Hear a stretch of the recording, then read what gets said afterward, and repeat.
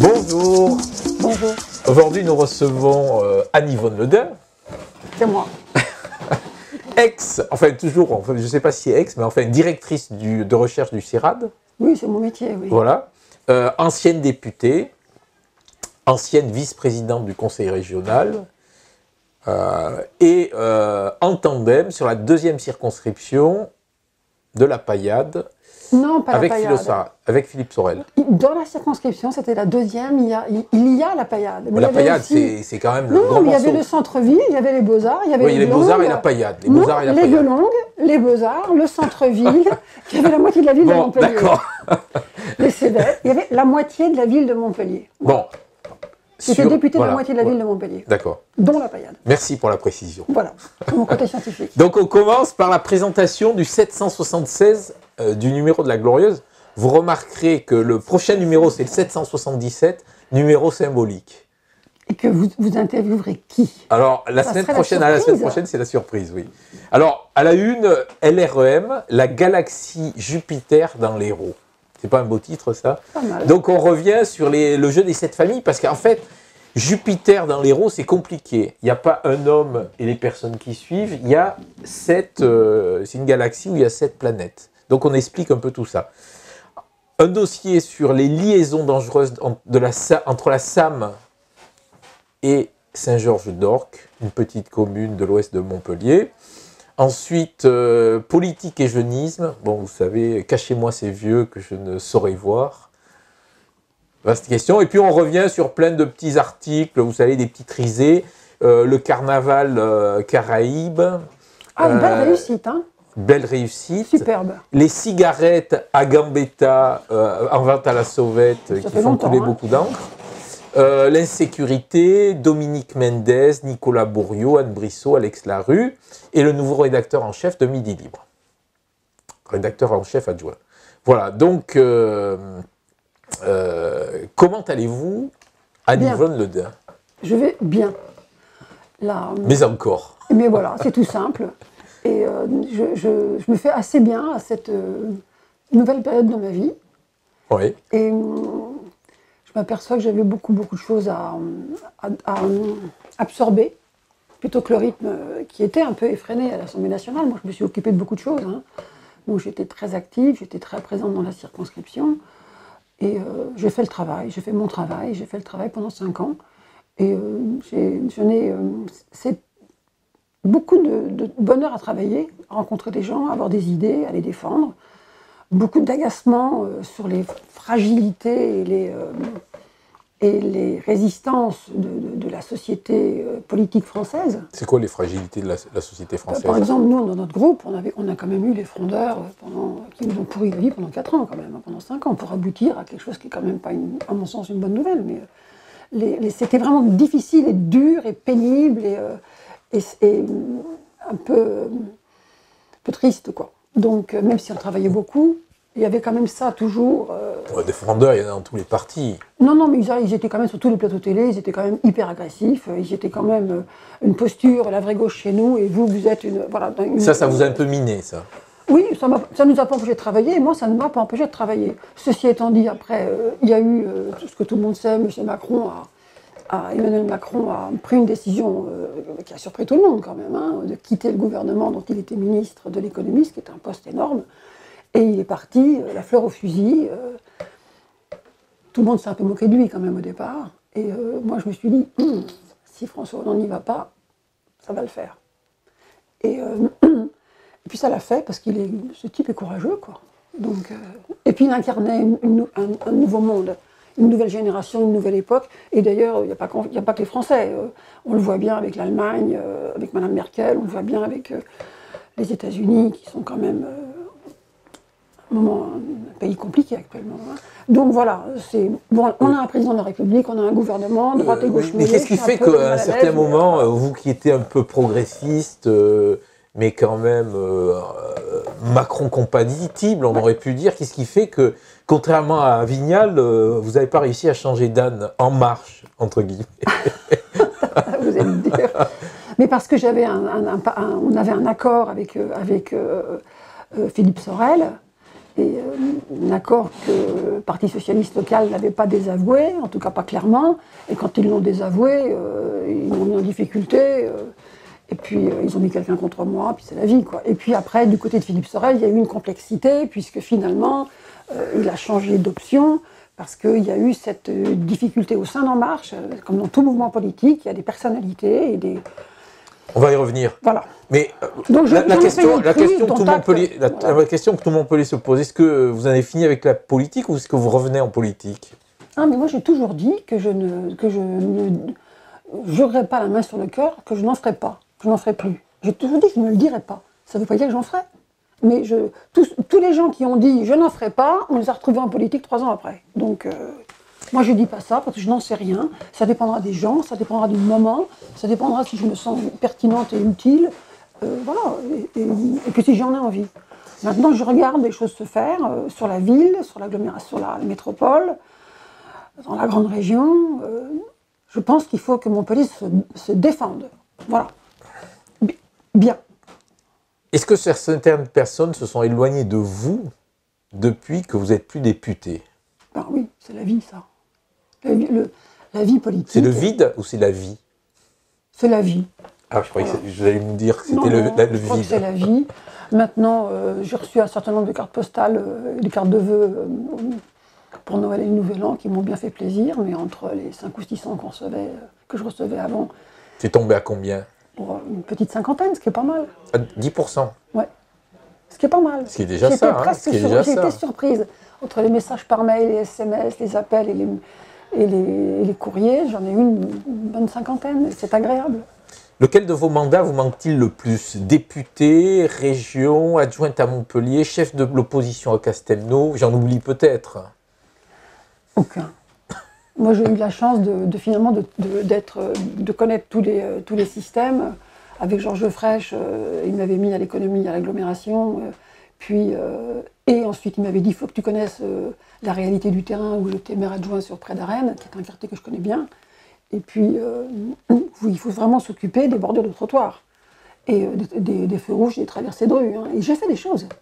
J'ai fait des choses avec remettre en état, par exemple, l'arrivée des bus pour récupérer les gamins qui partaient au sport le mercredi après-midi au stade de la SPTT. Ça n'a pas été facile de l'obtenir parce que c'est de l'argent.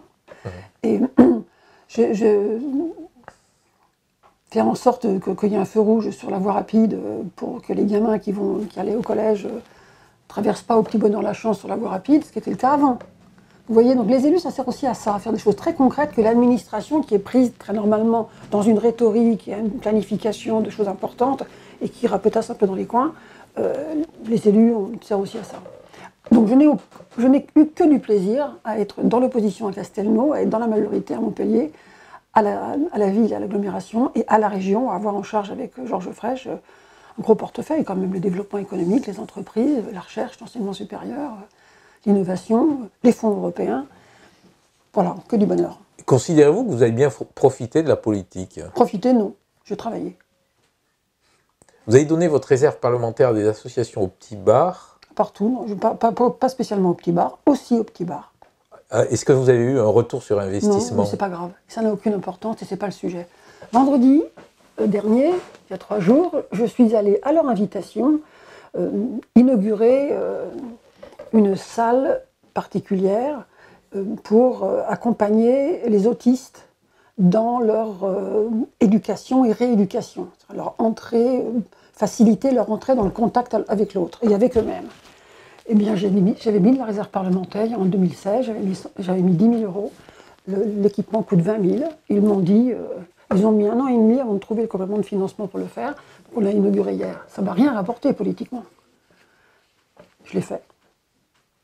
Et je pense que c'était mon boulot. Je regrette un peu la suppression de la réserve parlementaire parce que je n'aime pas les vindictes populaires, les acharnements. On repère un bout de coin dans un coin, on s'acharne. Et donc il n'y en a plus. Ce qui fait que les députés n'ont même pas le souci de se poser la question de savoir qui pourrait aider. Ils sont hors sol. Ça, je le regrette. Faire des choix, la réserve parlementaire, en plus nous l'avions moralisée, puisque tous les parlementaires avaient la même somme, c'est-à-dire 120 ou 130 000 euros. 120 la première année, 130 000 après. Les vice-présidents avaient 250 et le président avait 500, quel que soit le parti politique. Et alors qu'avant, c'était une vaste foire, il fallait aller pleurer pour avoir 20 000 euros, puis d'autres avaient 500 000, enfin bon, c'était catastrophique. On l'a moralisé, mais on l'a rendu visible. On l'a rendu visible, les hyènes se sont déchaînées, ben, il n'y en a plus. Voilà, donc c'est comme ça. Il n'y en a plus à l'Assemblée, il y en a toujours au Sénat. Personne ne le dit. Donc moi, je ne vois pas pourquoi les parlementaires ne seraient pas capables de repérer des gens de qualité, des associations ou des communes d'ailleurs, hein, pour ceux qui ont des communes, sur des beaux projets, des choses intelligentes à faire. Et sachant qu'une fois qu'on a pris la décision de soutenir telle association, il y a une administration qui surveille et qui veille à ce que ça soit fait correctement et régalien. À 2 reprises dans les 5 ans, j'ai un fonctionnaire d'État qui m'a appelé pour me dire « Madame Leda, on a un problème avec telle association. » C'est arrivé 2 fois. Et les 2 reprises, j'ai dit « Bon, très bien, dont acte, on supprime la subvention. » C'est instruit exactement comme partout. Alors, à ce moment-là, si on dit « Il ne faut pas de subvention aux associations », demandons au département, à la région, à la ville, aux agglomérations et aux communautés de communes de ne pas subventionner leurs associations. Comment vous expliquez ça? Faisons comme les Américains, c'est de l'argent privé. Comment vous expliquez cet acharnement sur la... Parce que c'était visible. Oui, mais qu'on laisse tranquille les sénateurs. Mais comme ils sont autonomes, c'est leur choix. Alors là, c'est un truc de fond. Les administrations des parlementaires, c'est-à-dire du sénateur ou député, ne sont pas des administrations d'État. Elles ne dépendent pas du bon vouloir du Premier ministre ou du directeur général des services du ministère de la Culture. Cette indépendance, elle est totale. D'ailleurs, les fonctionnaires de l'Assemblée nationale, s'ils veulent devenir fonctionnaires au Sénat ou devenir fonctionnaires au ministère des Finances, il faut qu'ils repassent le concours. Et c'est normal. C'est la garantie de l'indépendance. Oh. Et ces choses-là, cette question que vous me posez, personne ne se la pose. Donc nous, on est suspects. Les politiques sont suspects. Donc je ne vois pas pourquoi le conseil régional ou le conseil départemental ou la ville de Montpellier ou la ville de Mirval auraient le droit de donner de l'argent aux associations et pourquoi nous, on n'aurait pas le droit. Pourquoi le conseil général ou le conseil général aurait le droit de donner une subvention pour construire un terrain de basket dans une commune du coin et que le parlementaire n'aurait pas le droit. Voilà. Votre regard sur votre suppléant qui, depuis 4 ans, est aux commandes de la ville?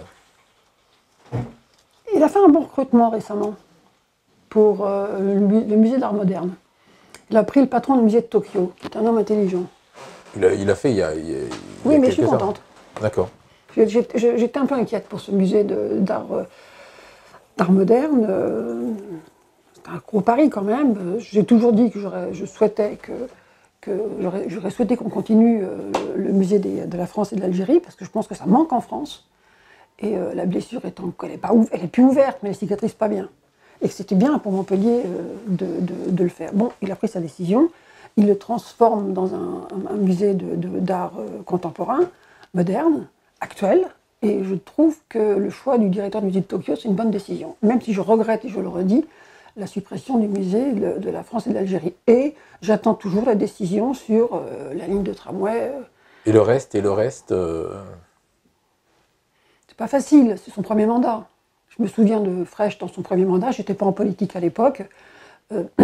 Il a fait des choses très fortes, il avait fait l'axe prioritaire, par exemple, pour la desserte cadencée entre la Payade et le centre-ville de Montpellier. Et ça paraît évident maintenant, mais à l'époque, il y avait un bus par heure. Hein. Donc, pour un maire, trouver sa place, son chemin, construire, c'est pas facile. Je trouve qu'il s'en débrouille pas trop mal. Voilà. Il m'énerve un peu de temps en temps, mais je trouve qu'il s'en débrouille plutôt bien. Que pensez-vous de la nouvelle génération, la macroniste, Dubost, Desmoulins et compagnie, des nouveaux députés? Je les trouve très muets, mais bon. Comment? Je les trouve un peu muets. On les entend pas, quoi. D'accord. On les entend pas. Ben oui, donc je vois pas trop ce qu'ils font, puisque je les entends pas. Je lis le journal tous les jours, hein. Quelles sont les grandeurs du travail d'un député, les contraintes? Qu'est-ce qui vous a paru dérisoire? Vous avez un peu parlé tout à l'heure, mais bon... Il y a une chose qui est dérisoire, dont personne ne parle, je ne suis pas sûre que ça a été supprimé, parce qu'à mon avis, ça aurait été une bonne nouvelle, c'est la CMP, la commission mixte paritaire, qui est une commission où il y a 7 ou 8 parlementaires, et 7 ou 8, députés, 7 ou 8 sénateurs.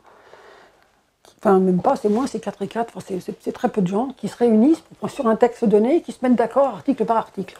Elle est conclusive ou elle n'est pas conclusive. Si elle n'est pas conclusive, le texte repasse intégralement dans l'hémicycle, puisque c'est l'Assemblée qui a le dernier mot. Si elle est conclusive, ça veut dire si les députés cèdent aux sénateurs parce qu'ils veulent que le texte sorte et sorte vite et que bon, si on supprime tel ou tel truc, c'est pas très grave, vous avez un détricotage complet du travail qui a été fait dans les hémicycles.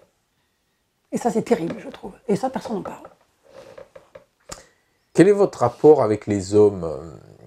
Enfin bon, pas personnellement, mais ce qui se passe là, cette poussée de féminisme, vous en pensez quoi? Moi, j'ai toujours été féministe et je l'ai toujours dit, d'ailleurs, vous m'en êtes témoin, et je l'ai toujours dit, à l'époque où c'était pas tendance.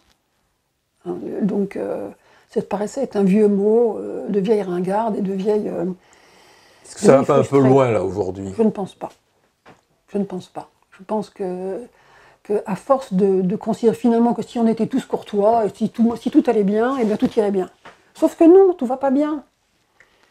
Et puis c'est pas spécialement en politique. En politique, je pense que c'est plutôt moins pire qu'ailleurs, parce que comme on est très visible... Enfin, les histoires en politique, les histoires de sexisme en politique, ça tombe comme à gravelotte. Hein. C'est pas du sexisme, ça. Enfin, on parle du harcèlement. Mais c'est pas pareil, hein. Excusez-moi, le harcèlement et le sexisme, c'est pas pareil. Le harcèlement, c'est sexuel. C'est une connotation sexuelle, de désir à assouvir, quoi qu'il arrive, par la force physique s'il le faut, par l'appâtement, par une prime ou une place. Ça, c'est le harcèlement. Le sexisme... Je parle du harcèlement, c'est poussé de... Le sexisme, c'est le choix, c'est le fait qu'il n'y ait pas assez de femmes, ou pas encore assez de femmes, ou qu'elles soient un peu freinées quand même, pour avoir les postes importants de responsabilité. Moi, je parle plutôt de cette... le harcèlement, écoutez, moi, surtout en politique, parce que les affaires qui sortent, c'est beaucoup en politique, et dans le milieu des arts. C'est celle qu'on regarde. Mais dans le milieu des arts, par exemple, je trouve que le vrai scandale, c'est le fait que tous les directeurs de grands théâtres, dans l'administration centrale, le ministère de la Culture, c'est que des hommes. Nous, on a eu Mathilde à Montpellier, mais il y avait très peu de femmes dans le milieu des arts. Dans le cinéma, quand même... de plus en plus. Il y a de plus en plus de femmes. Oui, mais dans le cinéma, les femmes, elles créent le film, elles obtiennent des financements, mais elles ne dirigent pas du monde. Les directeurs de théâtre, les directeurs de centres chorégraphiques, ils dirigent du monde. Donc il y a un pouvoir de pression. Donc moi je pense qu'il faut que la pression soit maintenue. Je trouve, je l'ai déjà dit, que Caroline Devasse tenait des propos d'une manière vraiment d'une violence inouïe, uniquement pour se faire connaître. Donc je suis très réservée sur la manière dont elle le fait. Mais je pense qu'il ne faut pas céder, non. Mais quitte à s'acharner sur tous les hommes qui passent, au moindre. Non, heureusement que la séduction existe et que la courtoisie existe quand même. J'adore quand un homme m'ouvre la porte. Et je ne pense pas que ce soit ni du sexisme, ni du harcèlement. Je pense que c'est de la courtoisie. Et on a un vrai sujet avec la courtoisie. C'est un mot qui a disparu. On dit à peine bonjour, on dit à peine merci, on dit à peine au revoir. Des choses qui font partie de la civilité. C'est important, la civilité. Je pense qu'on est en train, et j'espère qu'on est en train de revenir à des comportements humains un tout petit peu empreints de politesse et de civilité. Et la première... Vous remarquez quand même que la patronne là, de la grande région, c'est une femme, oui, Carole Delga. Quel est votre regard sur cette... Elle a une très grande région, c'est gigantesque. Et pas facile.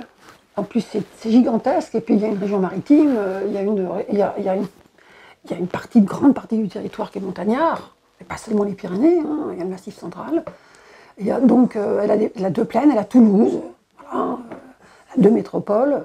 Oui, d'accord, mais enfin... C'est un peu trop les villages, je trouve, voilà. Qu'est-ce qu'elle vous inspire? C'est une femme que je trouve sympathique. Je pense qu'elle n'aurait pas dû arrêter le train à 1 euro et qu'elle n'aurait pas dû arrêter le cartable numérique. Voilà ce que je pense. Le cartable numérique, la tablette sous condition de ressources, ça vous classe les gamins dans une classe quand même. Hein. Il y a ceux qui ont la tablette de la région, il y a ceux qui ont la tablette que les parents ont pu acheter. Il y a le train à 1 euro, c'était vraiment une espèce de RER régional. Dans le même temps, nous, à l'Assemblée, on a fait en sorte qu'il n'y ait plus les 4 zones, enfin, en tout cas beaucoup moins en Île-de-France, et que donc, pour que les gens qui habitent loin ne payent pas beaucoup plus cher le RER que ceux qui habitent en ville, enfin en centre-ville à Paris, et nous, on supprime le train à 1 euro. C'est un peu à l'inverse de l'histoire, si vous voulez, je pense, voilà. C'est quoi la différence entre Macron Maintenant, elle a fait et... quelque chose, elle a mis en place une grande agence de développement économique qui vient de sortir, là. Et la vraie question d'une agence de développement économique, c'est la distance qu'elle prend avec le corpus politique et l'administration de l'institution régionale. Ça sera son travail d'y veiller.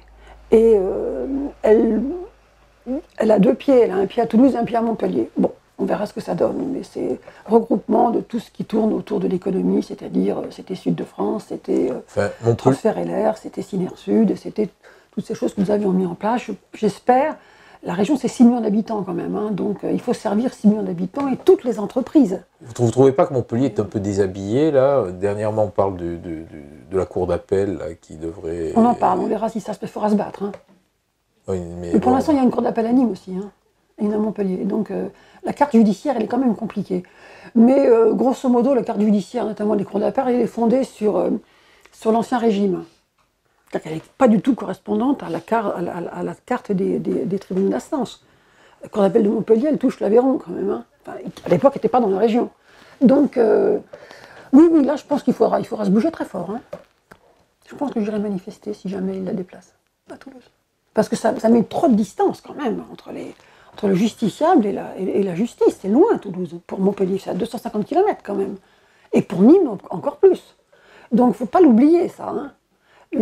Mais le ressort des cours d'appel, il est quand même concentré sur les trucs de l'ancien régime. Là, que vous inspire la situation du PS? Allez-vous là, je me battrai. Si on supprime la cour d'appel à Montpellier, il en faut deux. Pour l'instant, il y en a trop. Mais là, non, ça serait pas bien. Quoi. Que vous inspire la situation du PS? Allez-vous participer à sa rénovation? Non. La réponse est simple. Non?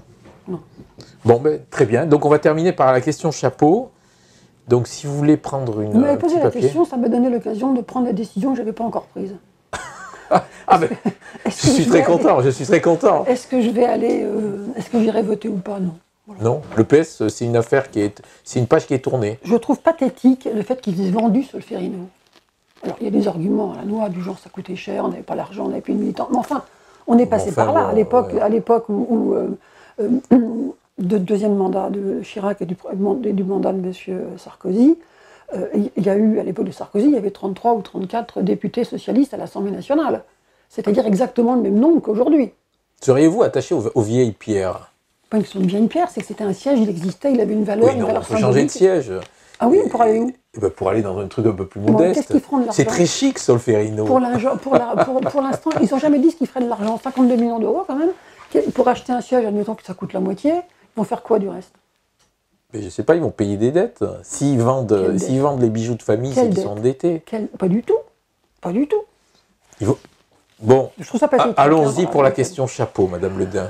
En 2014, une bonne partie de la classe politique locale est venue lécher les babouches à Tariq Ramadan.